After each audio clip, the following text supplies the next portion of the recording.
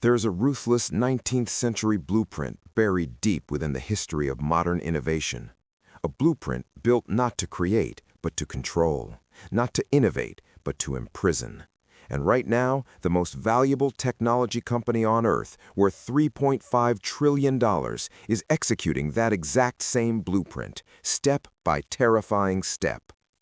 In 1880, Thomas Edison didn't just invent the light bulb, he invented something far more powerful, a system to make sure no one else could ever profit from light. He filed 1,093 patents, not because he invented 1,093 things, but because patents were weapons and Edison was at war. Right now, Apple holds over 70,000 active patents. The iPhone you're holding, the charger you lost, the way your screen scrolls, the sound your keyboard makes, all patented. And the tactics Apple uses to trap you in their ecosystem, the lawsuits, the licensing fees, the deliberate incompatibility, they didn't come from Silicon Valley. They came from a laboratory in Menlo Park, New Jersey in 1879. Edison built the matrix. Apple just upgraded it. This isn't innovation, this is control, and you're already inside it. Most people think a patent is a reward. You invent something brilliant, the government gives you a patent. You get 20 years of protection, fair trade. That's what they teach you in school. That's not what Edison did. Edison understood something that no inventor before him had ever weaponized at scale. A patent isn't just protection. A patent is territory. File enough patents, and you don't just protect your invention, you surround your competitors. You block every road they could take. You make innovation itself illegal unless it goes through you. This is the Edison matrix. 3 layers, 3 locks, 3 reasons you cannot escape. Layer 1, the patent thicket. File so many patents that any competitor who tries to build anything hits a wall. Not one wall, 1,000 walls, from every direction. Layer 2, deliberate incompatibility. Build your system so that your product only works with your product. Your bulb fits only your socket. Your socket connects only to your wires. Leave the system, start from zero. Layer 3, litigation as destruction. When a competitor gets too close, don't out-innovate them. Sue them. Drag them through courts for years, drain their money, kill them with paperwork, not competition. Edison didn't invent this system for light bulbs. He invented it for permanent market control. And 145 years later, Apple runs the same matrix, same 3 layers, different century, same trap. In 1882, Thomas Edison switched on the world's first commercial power station on Pearl Street, Manhattan. 633 customers, 85 light bulbs. The future had arrived, and Edison made sure it arrived on his terms. Every bulb, Edison patent. Every socket, Edison patent. Every switch, every wire, every meter that measured how much electricity you used, Edison patent. This wasn't accident, this was architecture. Edison had built a city of light and placed a toll gate at every single entrance. But then, something threatened everything. His name was Nikola Tesla. Tesla had a better idea. Edison's electricity ran on direct current, DC. It could only travel 1 mile before it died. Every neighborhood needed its own power station, expensive, inefficient, deeply profitable for Edison. Tesla's alternating current, AC, could travel hundreds of miles. 1 power station could light an entire city. It was objectively superior technology. Edison knew it, and that's exactly why he had to destroy it. Because if AC won, Edison's entire patent empire became worthless. Every toll gate, every socket, every meter. Obsolete overnight. So Edison didn't compete, he attacked. He launched a public campaign he called Danger of Electric Lighting. He held public demonstrations, electrocuting dogs, calves, horses with AC current, showing crowds the grotesque deaths, calling AC the executioner's current. He even secretly funded the development of the electric chair, specifically designed to use AC power, so that every time a criminal was executed, newspapers would associate AC with electricity, with death. He even tried to rename electrocution Westinghousing after George Westinghouse, Tesla's financial backer. This wasn't science, this was psychological warfare. But Tesla's technology was simply too good. By 1893, Westinghouse won the contract to light the Chicago World's Fair entirely with AC power. 27 million people saw the future, and the future wasn't Edison's. By 1895, AC power was lighting all of Niagara Falls. Edison had lost. Or had he? His patents remained. His corporate structures remained. His legal playbook remained. The technology changed. The control system didn't. Because Edison never really cared about light bulbs. He cared about owning the infrastructure that everyone depended on. Lose the battle, keep the system. 145 years later, Apple read that exact same lesson, and they never lost a single battle. In 2007, Steve Jobs walked onto a stage in San Francisco. Black turtleneck, one more thing. He held up the first iPhone and said, "Today, Apple is going to reinvent the phone." The crowd went wild. What Jobs didn't mention, Apple had already filed 2,000 patents before a single iPhone reached a single customer. Not after, before. Because Apple didn't just build a phone, they built a legal fortress around the phone, before the world even knew the phone existed. This is Edison's first lesson, territory before product. Edison didn't file patents after the light bulb succeeded. He filed patents while he was still building it. He patented the idea, the components, the process, the variations, the improvements he hadn't even made yet. Apple learned this perfectly. Here's what the numbers actually look like. In 2007, Apple had roughly 5,000 active patents. By 2012, 25,000. By 2020, 50,000. By 2026, over 70,000 active patents. That's 70,000 legal landmines buried around every product, every feature, every gesture, every sound. The swipe to unlock your phone? Patented. The bounce when you scroll too far? Patented. The rectangular shape with rounded corners? Apple tried to patent that too. In 2011, Apple sued Samsung for $2.5 billion, claiming Samsung copied that rectangular shape with rounded corners, a shape that has existed since the invention of paper. They won. $1 billion. But here's the part that should stop you cold. Apple files an average of 2,000 new patents every single year. Most of them will never appear in any product. So why file them? Because a patent you never use is not a wasted patent. It's a loaded weapon pointed at anyone who tries to build what you haven't built yet. Edison patented candle socket designs, not because he used candles, but because he didn't want anyone else creating a transition technology that could bypass his electrical system. Apple patents features on devices they haven't announced, technologies they may never release, not to innovate, to occupy. Because in the Edison matrix, the goal was never to build everything. The goal was to make sure no one else could build anything. 70,000 patents, 70,000 locks, one cage. Edison won one thing above everything else. Not the light bulb, not the phonograph, not the motion picture camera. He won the socket. A small, unremarkable piece of brass and ceramic, completely worthless on its own. But Edison made sure his bulb only fit his socket. His socket only worked with his wiring. His wiring only connected to his power station. Want light? Start with Edison, stay with Edison. There is no door out. This wasn't engineering. This was architecture of dependence, and Apple studied every inch of it. Think about the last time you tried to leave Apple. Not just change your phone, actually leave. Your photos, 10 years of memories, sitting in iCloud. Export them? Possible. Easy? Absolutely not. Your iMessages, every conversation, every contact, every thread, locked in a format Android cannot read. Switch phones, and your message history disappears overnight. Your Apple Watch, $400 on your wrist, becomes a $400 step counter the moment you leave iPhone. Full features, iPhone only.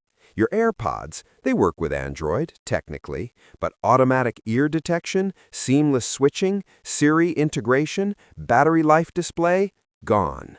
This isn't accident. This isn't technical limitation. This is deliberate. The most ruthless example, the blue bubble.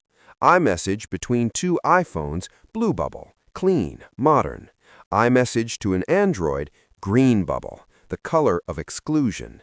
Apple has never changed this. They could. The technology exists. But green bubble means social pressure. Green bubble means you're the odd one out. Green bubble means teenagers pressure their friends to stay on iPhone. Not because iPhone is better, because green is embarrassing.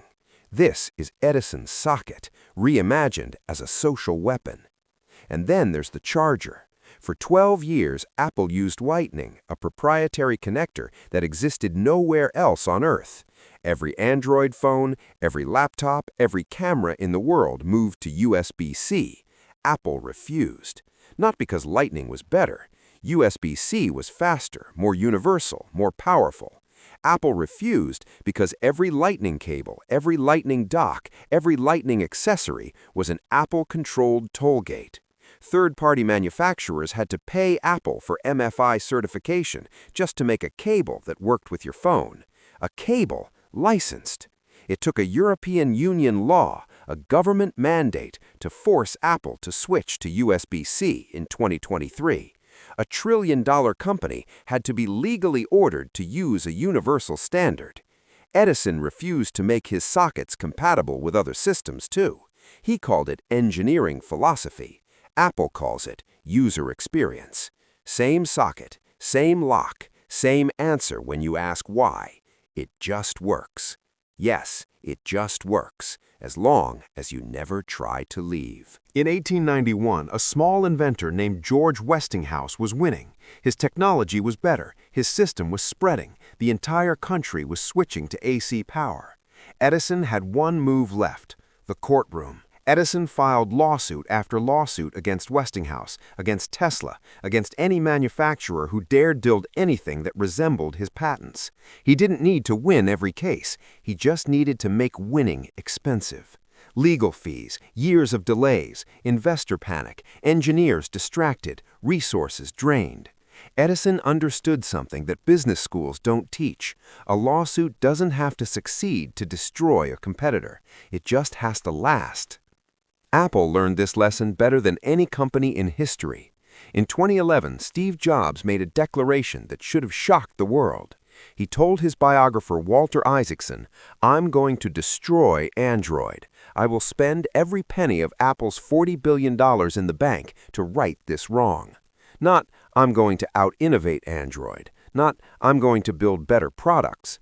Destroy every penny. Right this wrong. This wasn't a CEO talking about competition. This was Edison talking about Westinghouse.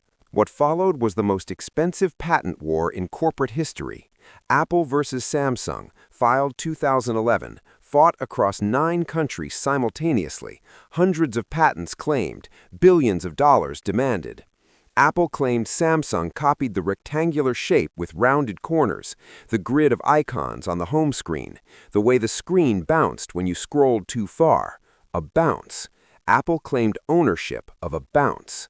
The case dragged for 7 years. Final settlement, 2018. Samsung paid Apple $539 million. But here's what that number hides. Samsung's legal fees, estimated $500 million over 7 years. Apple's legal fees, over $60 million per year. The total cost of one patent war, over $1 billion. That $1 billion built no products, employed no engineers, solved no problems. It simply kept a competitor distracted for 7 years. Edison would have recognized this immediately, because Edison's patent wars weren't about justice either. They were about time. Every year a competitor spent in court was a year they couldn't spend building.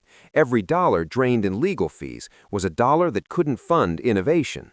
The courtroom wasn't Edison's last resort. It was his first weapon. Apple files an average of 350 lawsuits per year.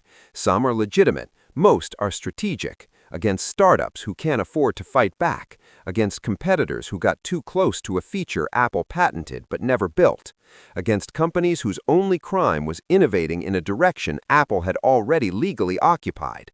One startup, one lawsuit, one letter from Apple's legal team. Usually, that's enough.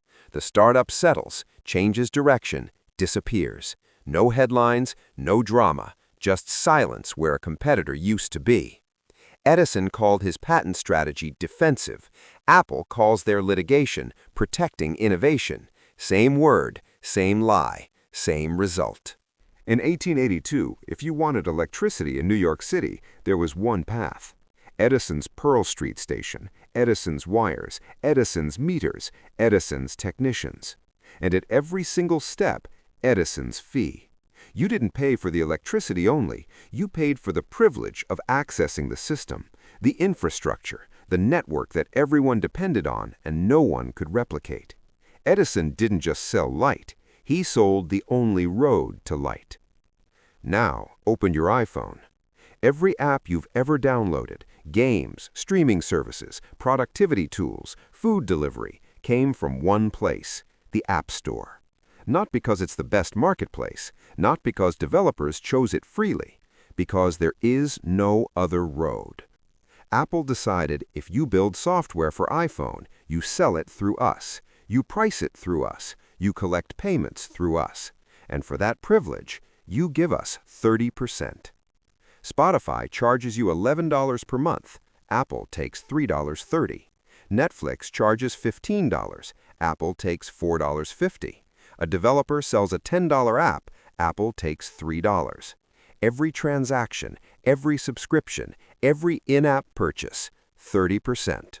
Always non-negotiable.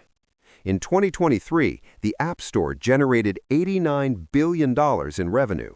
$89 billion from a marketplace that builds nothing, ships nothing, creates nothing. A Tollgate so perfectly constructed that 2.3 billion iPhone users pass through it every single day without noticing. When Epic Games, the maker of Fortnite, tried to bypass the Tollgate in 2020, Apple didn't negotiate. They removed Fortnite from the App Store overnight. 3 billion downloads, gone. Epic sued. A 4-year legal battle followed. And at the end, Apple won. The Tollgate stood. It always stands. Because Edison's greatest achievement wasn't the light bulb, it was making sure the road to light belonged to him. Apple's greatest achievement isn't the iPhone, it's making sure the road to 2.3 billion customers belonged to them. One road, one gatekeeper, one rate, 30%, forever. Edison charged you to use electricity. Apple charges every developer, every business, every creator who wants to reach you. The Tollgate moved from Pearl Street, Manhattan, to a server farm in Cupertino, California. The toll never changed. If this is the first time you're seeing the system clearly, you're not alone. Most people use the iPhone every day and never see the cage. This channel exists to show you what's hidden inside the systems that run your life. Subscribe, because Section 7 is where it gets personal. We're going to show you exactly how much money leaves your pocket year by year, decade by decade, and where it goes. The numbers will make you uncomfortable. Good.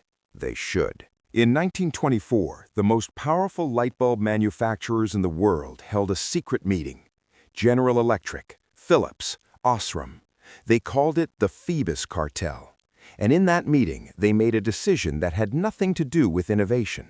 They decided that every light bulb manufactured from that point forward would last exactly 1,000 hours. Not because the technology couldn't do better. Engineers had already built bulbs that lasted 2,500 hours. Some lasted longer. They destroyed those designs. Because a bulb that never burns out is a bulb you never buy again. This wasn't engineering. This was mathematics. Shorter life, more purchases, permanent revenue. Edison's system didn't just control how you accessed light, it controlled how long the light lasted. Now, look at your iPhone. In 2017, a software engineer named John Poole noticed something strange. Older iPhones were running significantly slower after iOS updates, not slightly slower, dramatically slower. He published the data. The internet erupted. Apple went silent for 2 weeks. Then they admitted it. Yes, Apple had been deliberately slowing down older iPhones through software updates. They called it power management, protecting batteries from unexpected shutdowns. But here's what they didn't say. They never told you, never asked permission, never gave you the option to choose. They simply reached into your pocket and turned down your phone. The lawsuits followed. 34 U.S. states, multiple countries, class action after class action. Apple settled for $113 million. $113 million sounds enormous. Apple's revenue that same year, $274 billion. The fine was 0.04% of revenue, not a punishment, a business expense. But Batterygate was just the visible part. Every year, a new iOS update arrives, automatically, conveniently. And every year, mysteriously, your 3-year-old iPhone feels a little slower, a little heavier, a little more frustrating. The camera app takes a half-second longer to open. Animations stutter slightly. Apps crash a little more often. Nothing dramatic, nothing you can prove, just enough friction to make you think maybe it's time for a new one. The Phoebus cartel set bulb life at 1,000 hours with a secret agreement. Apple sets iPhone life with a software update. One happened in a smoke-filled room in Geneva. The other happened silently on a server in Cupertino. Same decision, same mathematics, same result. Your money, their schedule. Edison's Pearl Street Power Station opened in 1882. First month, 85 customers. Within 2 years, 508 customers, each paying, every month, forever. Edison didn't celebrate the technology. He celebrated the recurring revenue. Because Edison understood something that Wall Street wouldn't formalize for another 100 years. The most powerful business model ever invented isn't selling a product, it's selling dependency. Apple understood this on day one. The first iPhone wasn't a phone, it was an enrollment form. Sign here, enter your credit card, welcome to the ecosystem. And once you're in, the meter starts running. Edison's customers paid for electricity they could measure, kilowatts, hours, usage. Apple's customers pay for something they can never fully measure because the extraction is designed to be invisible. $2.99 here, $99 there, $12.99 a month for this, $9.99 for that. Never enough to hurt, always enough to compound. Edison's average New York customer in 1990 spent roughly $50 per year on electricity, nearly 2 weeks of an average worker's wages. The average Apple user in 2026 spends over $850 per year across devices, subscriptions, apps, and storage. Same mathematics, completely different scale. Edison had 508 customers on Pearl Street. Apple has 2.3 billion. One Edison customer, lifetime value, a few $100s. One Apple customer, lifetime value over $8,000. Edison built a meter to measure what you owed him. Apple built an ecosystem so seamless you never think to measure at all. That's not an upgrade on Edison's system. That's Edison's system perfected. In 1911, the United States government did something unprecedented. They looked at Standard Oil, the most powerful corporation in American history, and said, enough. Sherman Antitrust Act, Supreme Court ruling, 34 companies, broken up overnight. The world celebrated. The monopoly was dead. Except it wasn't. The 34 pieces quietly reconsolidated over the next 100 years. ExxonMobil, Chevron, BP. The monopoly didn't die in 1911, it just changed its suit. Edison's patent empire collapsed too, eventually, not because the government defeated him, not because a competitor out-innovated him, because the technology changed faster than the patents could follow. Electricity became universal, the toll gates became irrelevant, the cage dissolved, not because someone broke it open, but because the world built a new cage somewhere else. And whoever built that new cage won everything. So where does that leave you? 3 options, same as always. Option 1, accept it. The iPhone is genuinely extraordinary. The ecosystem works. The products are beautiful. The matrix is comfortable. Live inside it. Enjoy it. Just know what it is.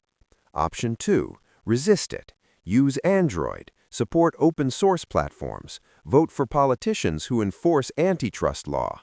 Buy from developers who fight the 30% tax. Make the system less efficient in exchange for less control. Noble, exhausting, historically rarely successful. Option 3, own it. Edison didn't just run the system, he owned the system. Rockefeller didn't just use Standard Oil, he owned Standard Oil. If the matrix extracts wealth from 2.3 billion people and concentrates it in one company, buy that company.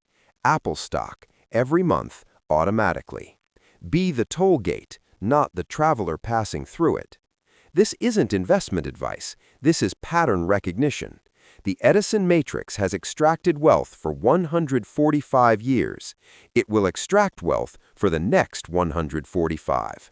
The only question is which side of the meter you're standing on. Thomas Edison died in 1937. His patents expired. His companies dissolved. His name became a history lesson. But the system he built never died. It moved. It evolved. It found new hosts. Standard Oil became ExxonMobil. Edison's patent wars became Apple's litigation factory. Pearl Street's Tollgate became the App Store. The technology changes every decade. The matrix never does. Because the matrix isn't a company, it isn't a product, it isn't a person, it's a method. And the method is immortal because it works every single time, in every single industry, against every single person who never learned to see it. Edison built the cage in 1879. You're living in the upgraded version in 2026. Now you can see it, and seeing it changes everything. Next, we're going to show you something that makes Apple look small. There is a company so powerful, so deliberately hidden, that even BlackRock, one of the largest asset managers on Earth, answers to it. Most people have never heard its name. The only company bigger than BlackRock, the Vanguard mystery. It's on your screen right now and in the pinned comment below. Watch it, because once you see this one, you'll never look at money the same way again.